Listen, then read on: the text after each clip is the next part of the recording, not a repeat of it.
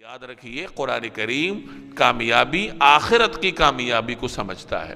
یہ جو ہمارے ہاں کامیابیاں، یہ جو بعض اوقات مختلف اداروں میں نوجوانوں کی تربیت کے لیے ان کو برانگیختہ کرنے کے لیے وہ کامیابی کی کہانیاں سنائی جاتی ہیں سکسیس سٹوریز کے نام سے، تو اس کہانی کا مقصد کیا ہوتا ہے کہ ایک بڑا دولت مند آدمی آ کر بچوں کو یہ باور کرواتا ہے کہ دیکھو میں یہ دولت حاصل کرنے میں کیسے کامیاب ہوا، اپنے آپ کو ایک کامیاب آدمی سمجھتا ہے۔ یہ ہمارے تصورات ہیں، قرآن کا یہ تصور نہیں ہے۔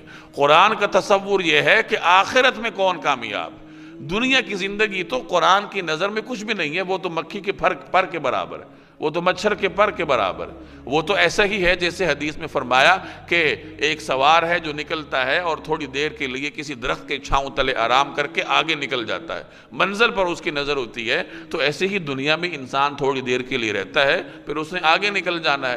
تو جب آدمی کسی سٹے ایریا میں سفر کے دوران بڑے بڑے محلات تعمیر نہیں کرتا، بڑے بڑے خواب نہیں دیکھتا، بس اپنی ضرورت پوری کر کے منزل کی طرف جاتا ہے اور منزل پر پہنچنے کو ہی کامیابی سمجھتا ہے، اسی طرح اس دنیا کا بھی معاملہ ہے کہ یہاں کامیابی وہی ہے جو کہ آخرت کی کامیابی، اور ناکامی بھی وہی ہے جو آخرت کی ناکامی ہے۔ ایک آدمی دنیا میں بھوکا ہے، اسے کچھ نہیں ملتا، اس کے تن پر ڈھنگ کا لباس نہیں ہے، لیکن اللہ کے ہاں اس کی قدر و قیمت ہے، تو اس سے بڑھ کر کامیاب کوئی نہیں ہے۔ اور ایک آدمی دنیا میں بڑے کر و فر کے ساتھ پھرتا ہے لیکن آخرت میں اس کی کوئی وقت نہیں ہے، تو ایسے شخص سے بڑھ کر کوئی ناکام نہیں ہے۔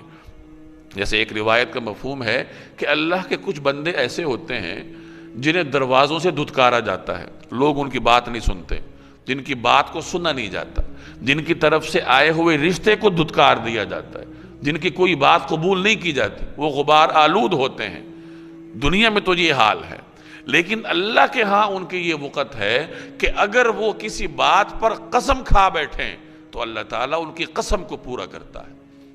تو گویا کہ دنیاوی جو حالات ہیں وہ اللہ کے ہاں مقبول یا غیر مقبول ہونے کی دلائل نہیں ہے، وہ اس کی دلیل نہیں ہے۔ اللہ کے ہاں مقبولیت کی دلیل انسان کا عمل ہے کہ اس نے عمل کیا کیا ہے۔